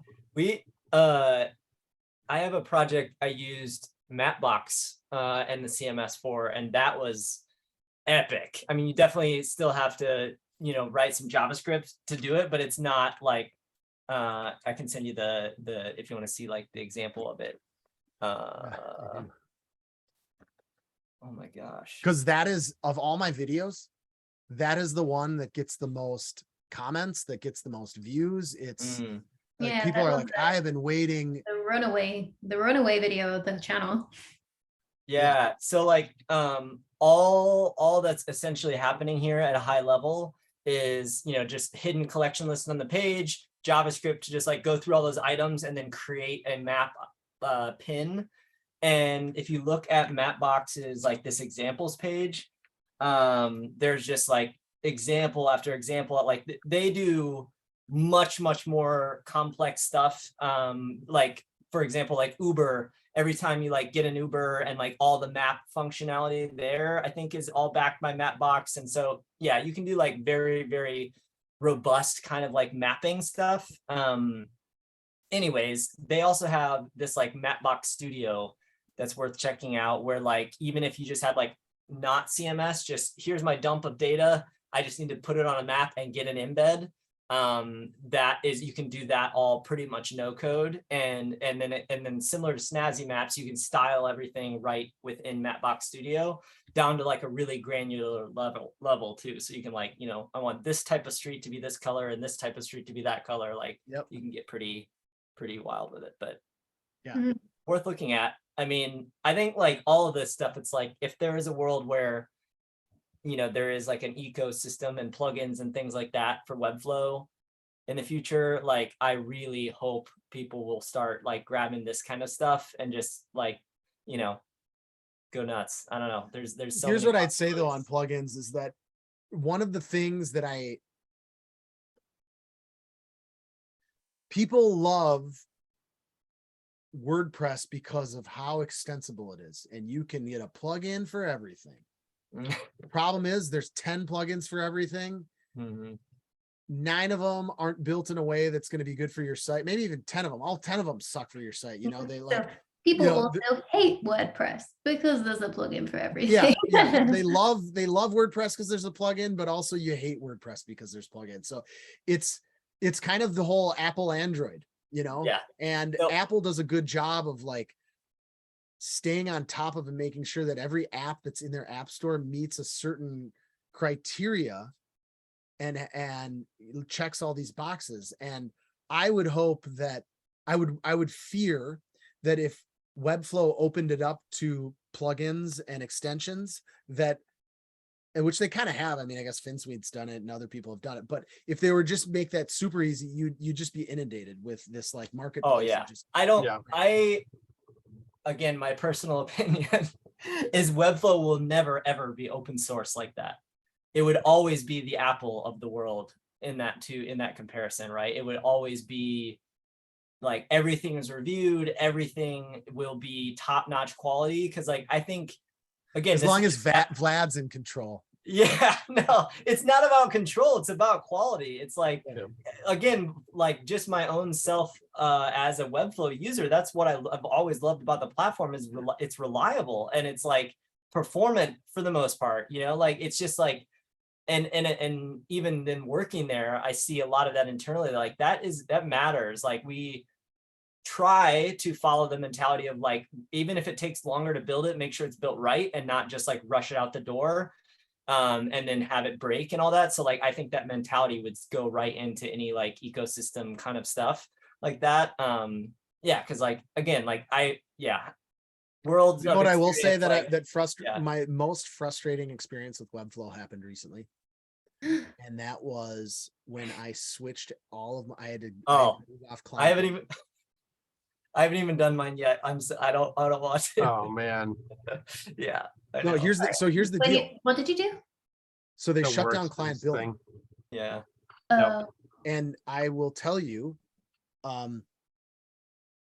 it's easy enough. So you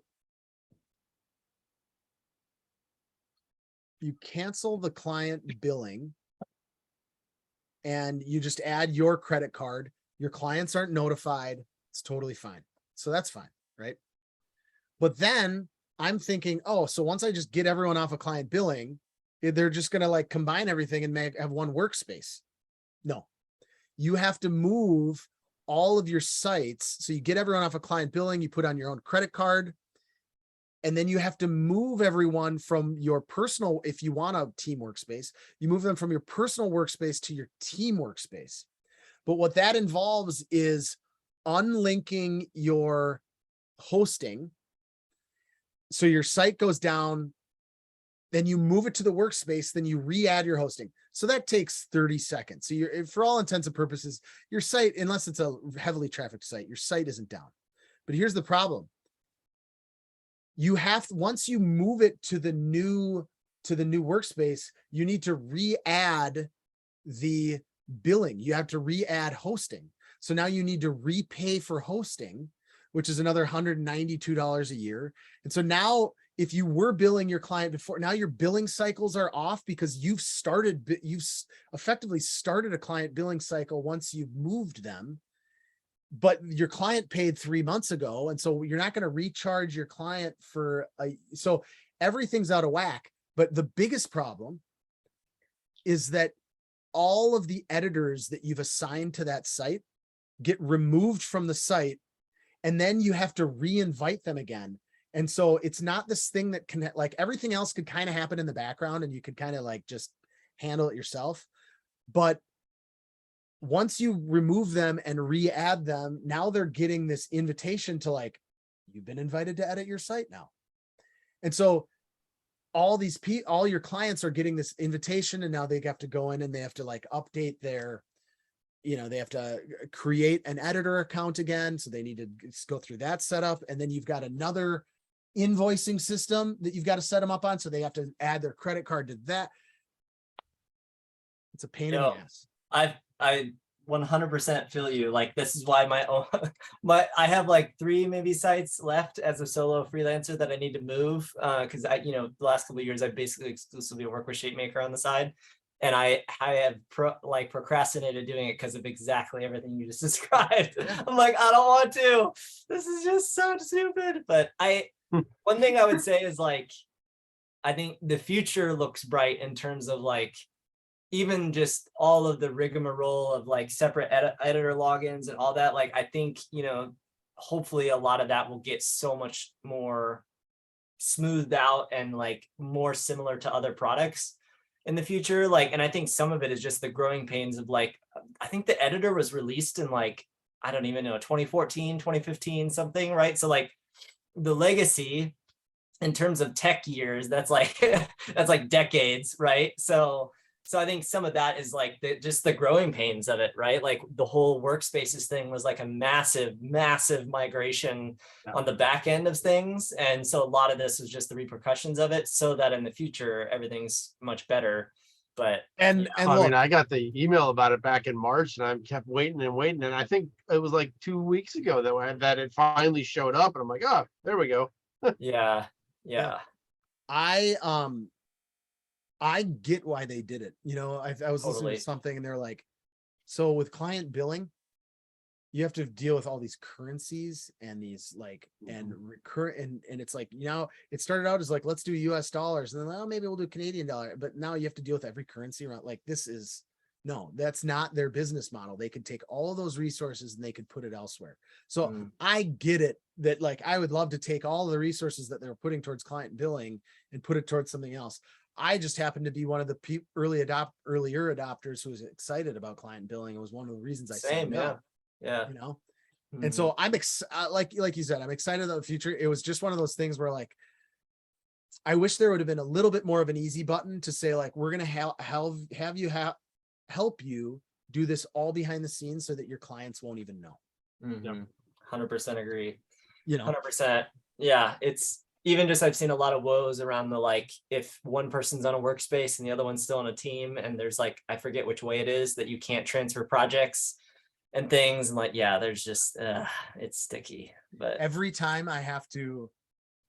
you have to cancel the hosting on your original. And then, before you transfer it, every time you cancel, they're like, tell us, why are you canceling? I know. Every time I say, this is the most frustrating experience. Yeah. Which probably goes into the void of nothing. No one's reading it. Yeah. Anyway. Maybe someone is. Maybe it's Corey's closest work colleague. And he just like, he prints these out and puts them on Post-it notes on the communal Webflow fridge. You know, Kyle This Simmons. Kyle guy get is it, Dick, really again. Kyle's frustrated again. This Kyle guy is really disgruntled. No, I will say we use a tool for our internal like help knowledge center. It's called Help Juice. It's a terrible tool that I want to move off of, but moving on your help, all of your knowledge articles it's a pain. So every time they look for that NPS or that, NPS, 1 to 10, how likely are you to recommend Help Juice to a friend? I'm like 2. And the other day I got an email from the founder. He was like, "Hey Kyle, I saw that you graded us a 2. What's going on?" And then I was like, "Oh shit, someone's listening to this. Damn it." Even though that was probably an automated email, like every time, we get a 2, just send this email. But Yeah, maybe. Or maybe next week Vlad's gonna hit you up and be like, "Kyle, I heard that this has been a tricky experience for you." It's like this is a ruse. It's a ruse to get Vlad. we got to get Vlad on the YouTube channel. Let's break this down, Vlad. Yeah, it's all with scale, y'all. If it gives any perspective, I started, it will be 2 years ago in November, and I was employee like 202, and we're over 500 now. Oh, So wow. in terms of like, if that offers perspective of even the challenges of scale and wrangling new people and all that, like it's quite the ride. So What's I'm the sure biggest your switch? feedback goes somewhere. I just don't know who. They just switched their events platform too. No more Bevy. Or in the Yeah. going Community to- is driving Oh God, that. I bro. need to deal with that. Yeah. I thought I submitted that we wanted to still be people. I haven't heard anything back. Feels like they've kind of churned through a few community developers. Hmm. Yeah, but they're doing better than usual. This feels like the one that's gonna stick in terms of the proactive movement. I can definitely give you some insider community feedback that people are happy and feeling positive about everything.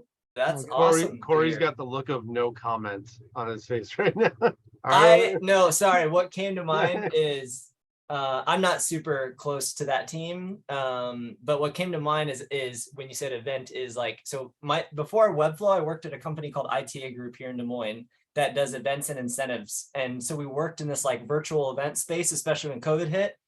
And the platform that Webflow or No-Code Conf was run on last year was called Hopin. The one this year, I think it's called like Big Marker or something.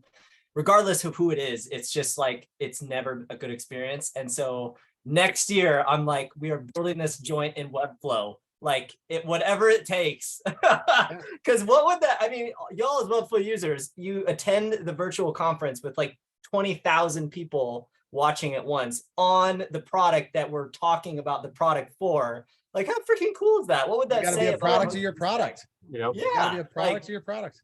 and let alone just the ability to like, I don't know, obviously customize and all that, like just virtual event platforms are just like, man, I don't know. I feel like I don't want to stereotype, but in my past experience, there's a lot of vaporware in that space and a lot of just like, oh yeah, we can do that. Like, John, go build that quick, like kind of thing. And it's like, Yep.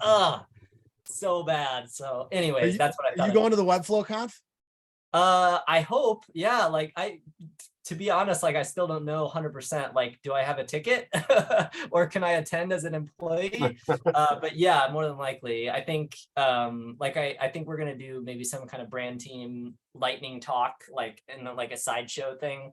And so I Nice. might do that. I don't know. Cool. I'll I be there. applied to speak, but I'm barely missed the cut. So, maybe next year.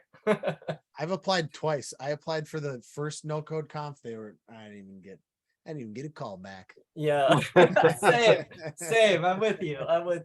It was tight this year. I mean, like you can see on the site, there's like only 20 some speakers, whereas last year was like 60 or something. Like it was way more last year. But I think we had more even submissions. I don't know. Yeah. Yeah, I'll be there. I didn't understand. I couldn't tell the Sick. difference. Like there was an on-site like there was the agenda and then the on-site, and there was like nothing on the on-site agenda. I didn't get it. Is the expectation that you just like pull up your computer and you watch the? Yeah. To be super real with you, as much as I do. Like a lot of it is I think, again, I really genuinely do not know. Like, I built that agenda page you were looking at just the other night or the other day. And yeah, that's as high level as it is. But I think a lot of it is just because they're planning certain like special activities that are still TBD on details. And so they don't want to release any of that. It will be on there eventually. We just don't have that info like now. Okay. So they wanted to get all the like online stuff out. So yeah, probably in the next couple Whenever weeks. you attend these meetings, Corey, we always just like circle back like vultures to like pick your brain on the Yeah, here's the deal. Like actually, and then I probably should really hop off, but we I'm so glad to hear the community thing, because Emily is who our director of community is now, and she's like incredibly passionate about Webflow. Like, it used the product, knew the product before, you know, joining the team. And this, what we're even doing now, I know like she had mentioned to me that like as she grows her team, she wants it to be like a goal that every week everybody has to like attend meetups and things, like not to like share inside knowledge. That's obviously not the goal, and I try to filter as much as I can, but it's just the point that like a lot of us at Webflow are, you know, I'm gonna get off this and go work on Party Trick. You know, like we are Webflow devs as well, and we want to just like hang out and empathize and hear the woes of client billing movement, and like, yo, I feel you. So yeah, I'm stoked to be here. She's really nice. She's really, really nice. And it was funny because like there was a point where there was like there were some strong feelings, like frustrations, I have to say. And it does feel like that's dissipating a little, and that she as a personality has been very well received. So I did a tiny bit of digging as well. I was like, what do you think about the new community scene? And people were like, yeah. So yeah, I mean, I can definitely say this too. And again, it's been publicly announced, but like I can say that it's genuinely like Webflow. Even maybe this is perspective. When I started over, you know, coming up on 2 years ago, like we knew that SPs, as we all are, service providers, is like the primary audience. But there is also still this like kind of, well, what about DIY? You know, like people that use Wix, like maybe they would want to learn Webflow. But like I would say since then, we've definitely been like accepted and like are now going full throttle on like SPs and like this audience and even the community and how all that's tied together. And I'm like literally over the moon about it, because when I joined as very biased, you know, because I'm more of on the pro end, I guess, of wanting to use Webflow and sell sites. Like I was like, why would we do like DIY? Doesn't make sense. It's just too technical a tool for that. And that's not to say that we still won't try to make it easier, you know, not speaking for the team by any means. It's just like, I think there's an enhanced focus that you've seen from like, yeah, that community fund and some of those things that like, that's all real. And like, we really, you know, Webflow really wants to like triple down on the, you know, freelancer and agency audience to like, you know, support them every way we can, I guess. So anyways, yeah, it'll happen hopefully one day. No, me and Kyle went through the same sort of process of figuring out our identity as a community meetup group as well. Like, who are we talking to? Who cares about the conversations we're having? You know, who are we inviting, and who's the most likely to actually respond and have any interest in what it is that we're doing? And we came to the same conclusion because like a couple of years ago, we were like, well, maybe we do like live building and teaching beginners. And that just turned out to be not the people who are gravitating towards us. And now we have this crew, which is like pretty techy and kind of really into the back end functionality, which is super cool. But it was not evident a year ago that was where we were. Yeah, like again, I always feel like I'm so biased, but it's not even some of our marketing. This is like, you know, what designers can build websites. It's like, yeah, designers that want to learn HTML and CSS can for sure build websites. You don't need to learn how to code, but like, you know, even like Dustin, you know, like people that know HTML and CSS fundamentally well, like Webflow is so fast compared to Scratch writing that like, that's the value to me, not just like that it's a visual no-code tool. Like it's that kind of visual development aspect that's unique. And I think that's all related to what you're saying, right? Like, because people, you know, it can sometimes be a little deceived that like, oh, it's, you know, I don't have to write the code, it'll just do it for me. It's like, no, you still need to like understand, and that's actually the value and the power of it. I don't know. I feel really lucky that I learned it 3 years ago Mm, when it was not as complex. And I was at a time in my life where I was like, I can write these sites by hand, mm, but I don't want to deal with the server. So it caught me at the right time. I was like, Squarespace was not cutting it. Wix blows goats. And Yep. it's, but I feel lucky that I didn't join now where I feel like there's even more of a learning curve because you can do so much and you're Yeah. seeing all these amazing things that can be built. Back then it was like, you can do like a pretty complex, you can do a really nice brochure site with some nice interactions. mhm. And you've been able to ride that wave. So I feel fortunate about that because if I was can't remember his name, we just left, but Kevin. John. John. If I was John, Community I'd feel leader. a little bit overwhelmed of like, wow, there's a lot to learn here. Yeah, I Mm. agree. I sent it to a designer friend of mine who's not technical at all. He's like, oh, I can do all this stuff and I'll just be able to own it. And then he looked at it. He's like, yeah, I'm lost. I can't even. Yeah, no. He's like, spend a day watching the videos. It'll make sense. And then he's like, yeah, I'm not going to do that. Yeah. That's a commitment. But yeah, I've seen that reaction several times, but it's what gets me excited is the few people that are intimidated, but then they see past, right? They like see that like, oh wow, like once I get over this learning curve, like all of a sudden the opportunity and power of what I can make is like not limitless. We all know it's not limitless, but it's pretty open. Like Yeah. it's, I don't know. Yeah. It's I got a wild. developer buddy in New Zealand and he had a client who was like, the only thing that got him on, I've been telling him about Webflow for a while. And so I got a client who said that they've got this Webflow site and he wants to hire me to work on it. Kyle, do you think I can learn it? And I was like, oh yeah, baby. This is your gateway drug. This is just takes one. It just takes one. And then all of a sudden, When This I is your first gateway. interviewed at Lenker, the position, was looking for a web developer and it said, Webflow. I didn't know Webflow at all at the time. But I applied anyway. I'm like, see what it's about, whatever. And in talking to John, after talking to him for a bit, the first time I met with him and he explained Webflow, I after I left the meeting, I told him, dude, honestly, I don't think this is for me. I don't know this software. I don't know Webflow. Like you're so ingrained in this Webflow thing. I don't know it. Yeah. And he called me back like a week later and he's like, come and meet me again. Come in here and meet me again. So I came in and talked to him and he's like, trust me, you can do this. Trust me, you can figure this out. Trust me, you can do it. And in that time, I had went and watched a few videos and stuff, and I was like, okay, I can do this.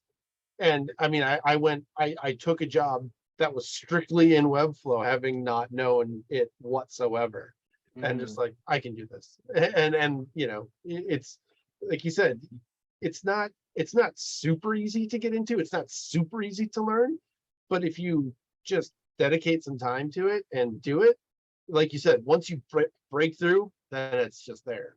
Yo, So- for sure. And I always say too to people that like, remember too that what you're learning is not proprietary. Like it is all the terms and the functions of HTML and CSS just visually. So like Webflow could detonate tomorrow. And if you knew the product well, you would have learned so much that you can take beyond this product. Like, so it's the whole, like, teach somebody to fish, don't, give them a fish. Yeah.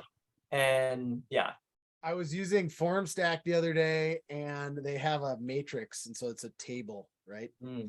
And I was trying to center something in the table. Well, it turns out you can use vertical align on tables, that whatever. So I use that. But I was sitting there going, oh, I should just use Flexbox on this. And then I was like, how the F do you write Flexbox CSS? Oh my God, man. Because I learned my CSS before Flexbox was a thing. Me too. Same. And so I was like, I don't even know how to write CS like Flexbox. I didn't CSS. even know about Flex until I started digging into Webflow. I'm like, this is amazing. I can vertically center items. Yeah, now. this is just awesome. The other thing that I see a lot of newbie and maybe I feel like it's like a lot of newbies use this and then you stop using it. And then if you become like super expert, then you go back to using it. But grid. Grid. Yep. I knew you Yeah, were gonna say grid. Yep. I mean, I was just gonna say that you think Flexbox spec is hard. You should look at Grid Oh, Yeah. because it's like it's not longer. It's just to me way more confusing in terms of like Yes. the semantic of what is what. yeah.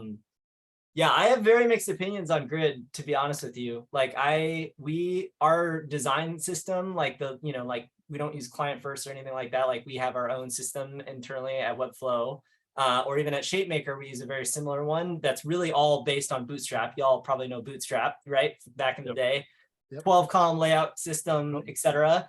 And Shapemaker, the 12 column system's built in what Flexbox. So it's literally meant to match Bootstrap. And then the one we use on the brand team at Webflow is in Grid for certain reasons. And oh my gosh, like it's fine, it works, and it is the newer spec. But like if you have really, really big pages, like our pricing page that has like grids upon grids upon grids upon grids, like it gets real slow in the designer. So I have like pretty deep regrets about about like even being okay with going with Grid for our layout system. Like I literally just added a comment today for our team, like, hey, maybe we should like consider going back to Flexbox and using like FlexGap that's in there now, which does help with like, gutter spacing more easily than the old school way of like padding and offset margin. But yeah. I don't get that gutter thing. What happens is I go, hey, I want my stuff to be this width, throw in the gutter, and then it's like, oh, sorry, wrap to the next line. It's like, well, yeah, it's definitely not perfect because like you don't have like FR units and that like you do with grids, but it's, yeah, you can use like percentages or some of it. And like I say that even, and I have not like fully figured that out yet, how we could do flex with gap for our grid system. But yeah, I don't know. I always see it, people are like, oh, this grid thing is so great. I can just like put stuff wherever I want. And it's like, you're gonna end up regretting Grid. Just yeah, and like I get really nerdy and I feel like I'm a little bit of a purist in terms of like CSS bloat and on the live site, not in Webflow. And so an example is like there's a dude in the community named Matthias that is, he kind of released V1 of his own like client first essentially, but he calls it the system. And his 12 column grid it's genius in Webflow, but what it produces is that like it's just a div with a class of grid, and in the grid settings it's 12 columns, and then you can like add a combo class for your gap, and then you just drop a div in and you just like manually drag in Webflow how many columns you want and then add another div. But when you do that manual drag, Webflow will generate a computer generated ID for every single div and the CSS for every single div. So like the difference I was showing him is like our Shapemaker base style guide that has that system, all that, it's like 2,500 classes or something like that generated from Webflow. His base before you build anything is 10,000. And the difference is that like the 60 some classes that we use to build layouts will never change. There will always be 60, because you can do a lot with that 12 columns. Like Bootstrap, I'm very biased again, but it's very tried and true in a way, like that, it's been around forever. But every single layout you build is more CSS. So you imagine that like hundreds of pages later, you're going to have a massive CSS file like that, at the end of the day, sure, it processes faster than JavaScript and all that. But like, I don't know. How do you feel about client first? Like, what? How do you feel about client first? It doesn't have a layout system. If you can't tell, I'm very passionate about the value of a layout system. Yeah, I think it's great for people to learn with. I definitely have no judgment on people also that like build client sites with it. I just think that like, it's just not the way I think about CSS. Like it just seems way overly complicated. Like even having like 5 elements just to build a section in a container. Like, why can't I just have a section and a container? Like, why do I need to split the, page padding and all that stuff up? Other things though, like, in V1, they had a best practices page that was gold. Like, don't overstack classes, even like, I love the way they name classes. We do the same. So there's a lot of it that I love. There's just like some of the fundamentals that like, I really can't wrap my head around how they build enterprise sites with it.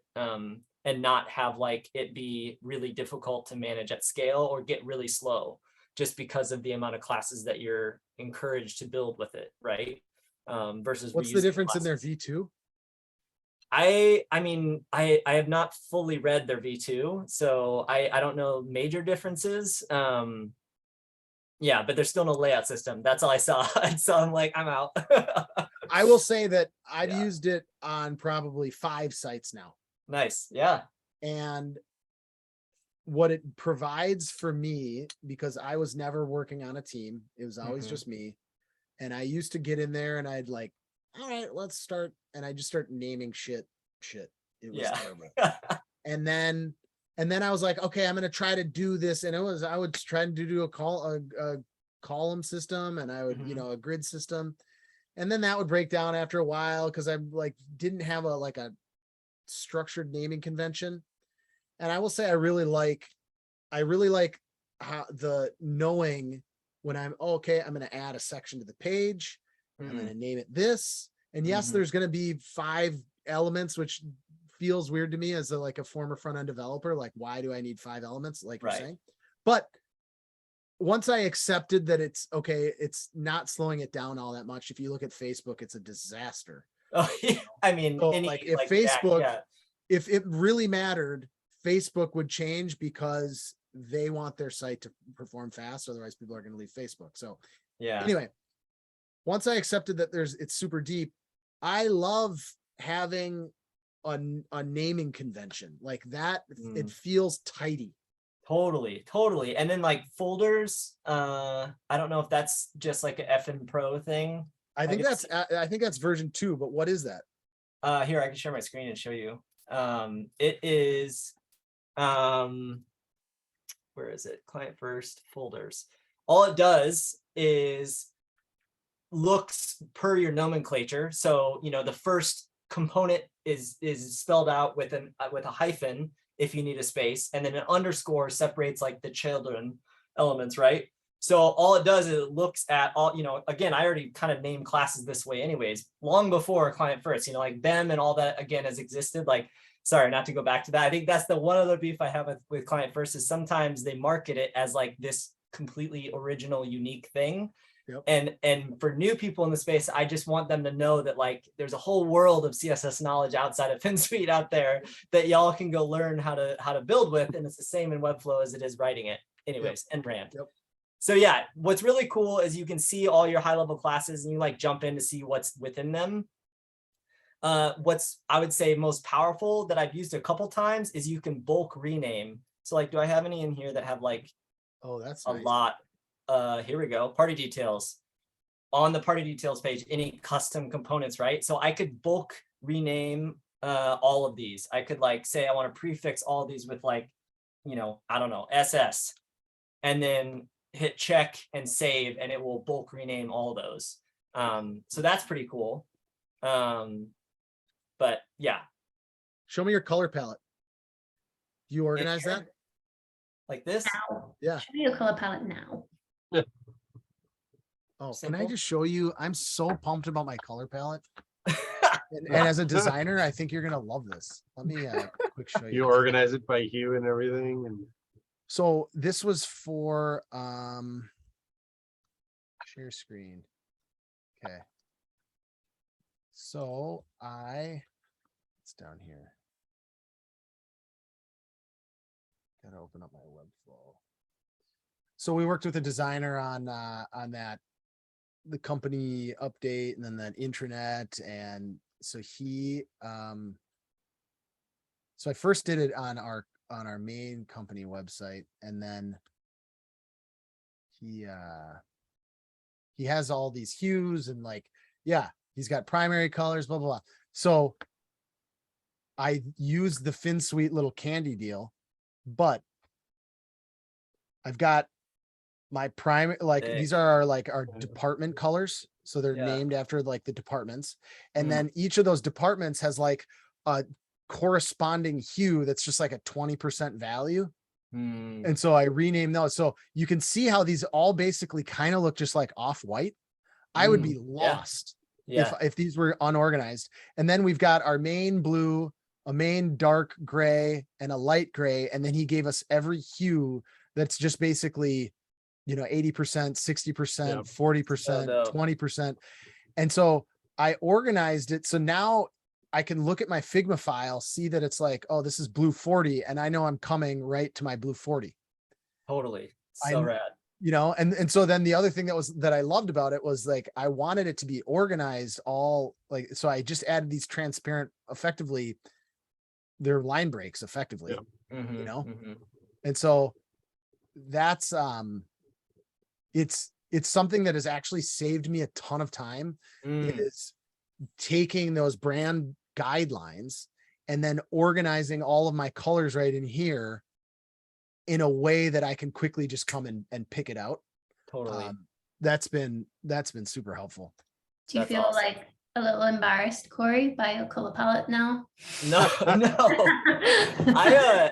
I mean, yeah, I love how organized they are. Candidly, like I am very much a minimalist when it comes to like type and color, and even like not to go back on client first, but like our, you know, like our spacing utilities for like margin and padding, we have 3, or we have 0 and then 3.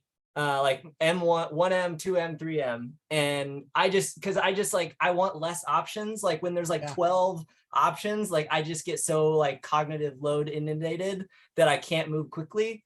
And so like sometimes like color palettes, I'm similar where it's like, I'm down, like even the Webflow color palette is really large, but like our boilerplate layout system just has like the primary black or like grayscale tones, you know, like basics in there. And then if you need the other ones, add them as you go. But I don't know. Yeah. Yeah. The other thing that helped me a lot is I created a symbol that was just a blank. Maybe I can search for it. It was just like a blank section that has the, you know, the, and then you like detach it.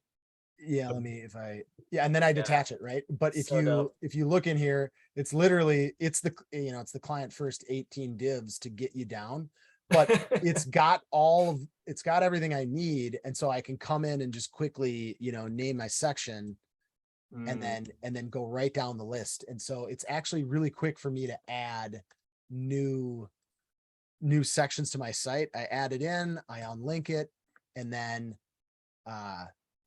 Bob's your uncle, I'm on my way. Yeah, I love that. That's so cool. Anyway. Yeah. All right. Anyone else, but I'm feeling pretty tired. Yeah. Yeah. I'll go to bed. Yeah, let's all go to bed. And I do feel I should mention Mohammed M, if you're still around. Did notice that your hand was up about 30-40 minutes ago. My apologies. Just in case you weren't saying goodbye and you were actually saying, hey, Kyle, I will be happy to build your app for you. Drop me a line in LinkedIn because I think we're connected. But yeah, maybe, I don't know, over on the other side of the world right now, it's probably breakfast time or thereabouts. Workday's just begun. So I don't know. Thanks everyone for coming. Yeah. Thanks. See ya. Yeah. Later. Bye. Bye, guys. Bye. Rachel, should we just go to bed? Yeah. Okay. Later. Bye, puppy. Bye. Bye, everybody. Bye, guys. See you. Thanks for presenting.